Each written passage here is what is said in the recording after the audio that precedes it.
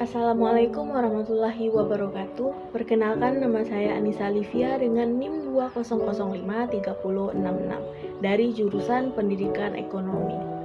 Oke, baik teman-teman semua. Kali ini dalam video pembelajaran kali ini saya akan membahas beberapa materi, yaitu dengan judul Media Pembelajaran Berbasis Teknologi Informasi.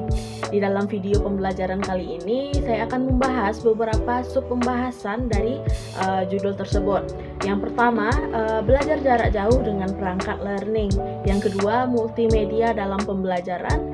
Yang ketiga, bahan pembelajaran interaktif. Yang keempat, bahan ajar berbasis web. Dan yang terakhir, kelima, internet.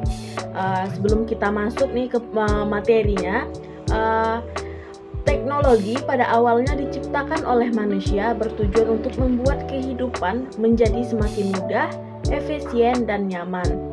Kehidupan manusia tidak pernah terlepas dari peran teknologi.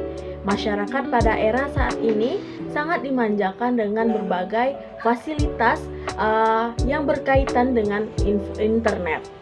Baik itu dalam media sosial ataupun dalam pembelajaran sehari-hari, khususnya untuk mahasiswa ataupun pelajar. Baiklah, kita akan masuk ke materi yang pertama, yaitu belajar jarak jauh dengan perangkat learning. Adapun persepsi tentang learning ini adalah sistem komputer dengan melalui jaringan internet semakin meningkat, yaitu jaringan publik. Keberadaannya saat sekarang ini, baik dengan media informasi maupun komunikasi, sangat dilakukan secara bebas. Salah satunya pemanfaatan internet adalah sistem pembelajaran jarak jauh menggunakan perangkat e-learning. Seperti yang kita ketahui, bisa kita ambil bahwa di Universitas Negeri Padang sudah menggunakan perangkat e-learning sebagai media pembelajarannya, yang dimana di learning tersebut terdapat informasi perkuliahan ataupun tugas-tugas yang telah disediakan oleh dosen yang berkaitan. Adapun pengertian learning adalah pemanfaatan media elektronik, khususnya perangkat komputer.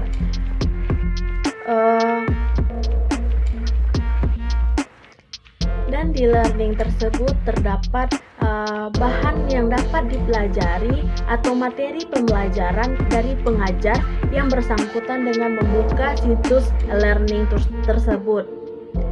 Adapun di dalam kegiatan pembelajaran berbasis learning ini ada kelebihan dan kelemahan.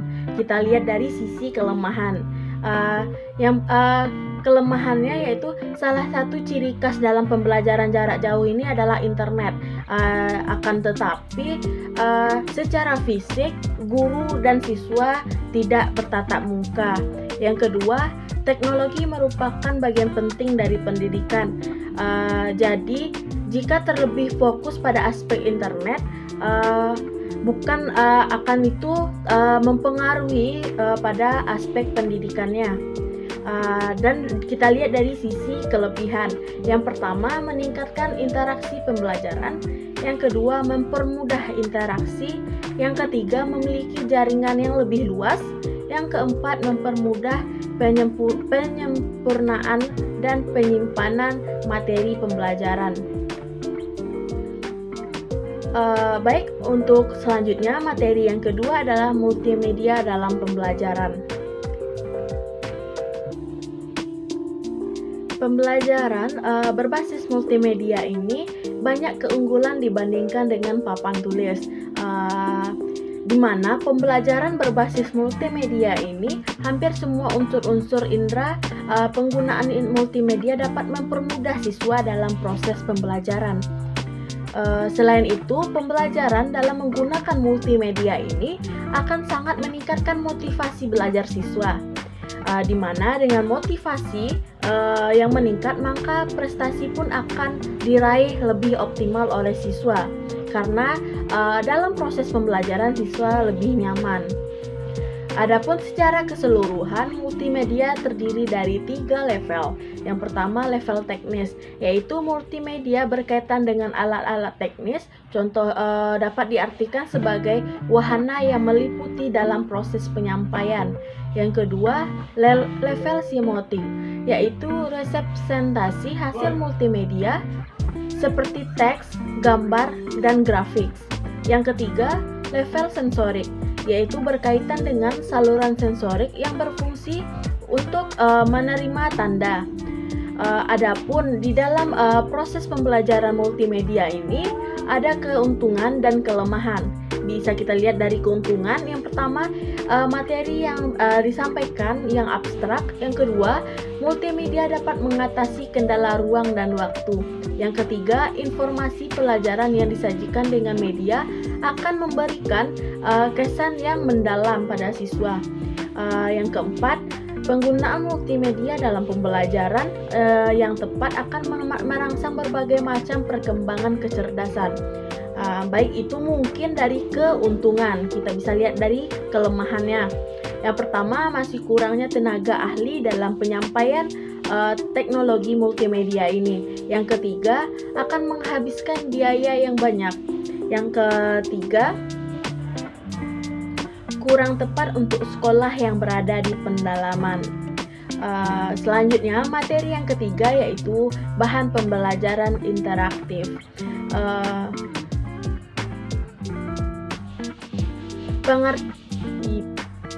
Pengertian interaktif media dalam pembelajaran adalah suatu produk maupun layanan digital yang diberikan oleh guru kepada siswa dengan menyajikan konten pembelajaran seperti teks, gambar, video, dan audio.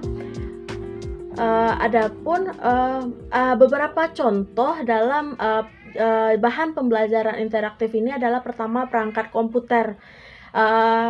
Yang kedua, software pembelajaran. Adapun mungkin alasan-alasan yang dapat kita ambil dalam bahan pembelajaran interaktif ini, yang pertama, dapat menyeragamkan materi pembelajaran kepada seluruh siswa. Yang kedua, dapat membuat proses pembelajaran menjadi lebih jelas dan menarik. Yang ketiga, dapat membuat proses pembelajaran menjadi lebih interaktif. Yang keempat, dapat menghemat waktu dan ruang. Yang kelima, dapat meningkatkan kualitas hasil pembelajaran pada siswa. Yang keenam, praktis digunakan dari segi tempat dan waktu. Yang ketujuh, mampu menumbuhkan sikap positif siswa terhadap pembelajaran. Selanjutnya, materi yang keempat yaitu bahan ajar berbasis web. Bahan ajar berbasis web ini merupakan pembelajaran yang memanfaatkan teknologi komputer dan internet dengan cara web interface. Secara umum, pembelajaran berbasis web ini akan menciptakan proses pembelajaran yang lebih menarik dan interaktif.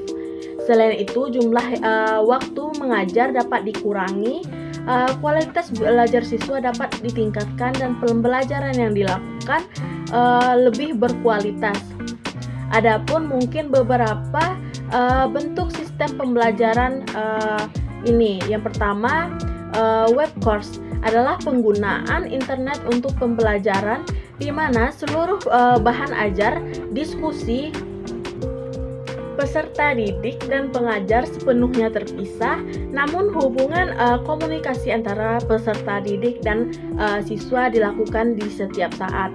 Yang ketiga, web-centric course, di mana sebagian bahan ajar, diskusi, konsultasi dilakukan melalui internet, sedangkan ujian, diskusi dilakukan secara tatap muka. Yang ketiga, web enhanced course, yaitu pemanfaatan internet dalam pendidikan untuk menunjang kualitas belajar mengajar di kelas. Selanjutnya, materi kita yaitu internet. Internet sangat berperan penting dalam perkembangan dunia pendidikan. Peranan internet diantaranya sebagai sumber informasi dan data, serta sebagai sarana untuk bertukar data dan informasi antara guru dan siswanya tanpa ada batasan waktu. Adapun manfaat dari media pembelajaran internet ini, pertama untuk meningkatkan wawasan dan pengetahuan. Yang kedua, sebagai sarana bertukar sumber dan informasi. Yang ketiga, sebagai sarana untuk bekerja sama dengan para pendidik di luar negeri. Yang ketiga, sebagai sarana untuk berpartisipasi dalam kegiatan pendidikan. Yang kelima, sebagai sumber dan bahan ajar antara siswa dari para pengajarnya. Kita masuk ke materi selanjutnya, yaitu media gambar. Banyak contoh yang bisa kita ambil dari media gambar tersebut. Yang pertama, poster, kartu, komik, gambar fotografi. Yang kelima, bagan, diagram. Ya mungkin itu jenis-jenis dari media gambar yang bisa digunakan oleh guru kepada siswa dalam menyampaikan informasi atau materi bahan ajar terkait materi tertentu yang ingin disampaikan secara langsung oleh para pendidik.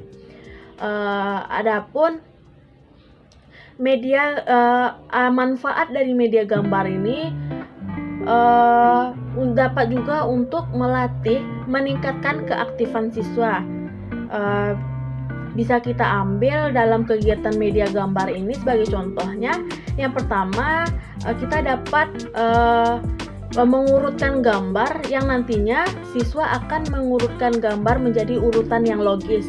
Yang kedua, misalnya kita ambil dari puzzle, yang dimana potongan-potongan gambar nantinya siswa akan menyajikan sehingga menjadi potongan yang utuh. Yang ketiga, melengkapi gambar, yang dimana jika kita menghilangkan potongan yang gambar, maka siswa diwajibkan untuk mengembalikan atau mengutuhkan bagian gambar yang hilang. Yang ketiga, empat, mencocokkan gambar antara satu dengan yang lainnya, yaitu bagian gambar yang terpisah. Jadi siswa harus mencari teman yang membawa pasangan dari potongan dari gambar yang sesuai dengan yang telah ditentukan. Yang kelima, menjodohkan gambar, yang dimana contohnya bisa kita ambil potongan gambar hewan dan tumbuhan, yang dimana contohnya pada gambar hewan kelinci, mana tumbuhan yang cocok untuk makanan kelinci tersebut. Jadi mungkin itu saja materi video pembelajaran kita kali ini. Jika ada kesalahan saya mohon maaf. Sekian, assalamualaikum warahmatullahi wabarakatuh.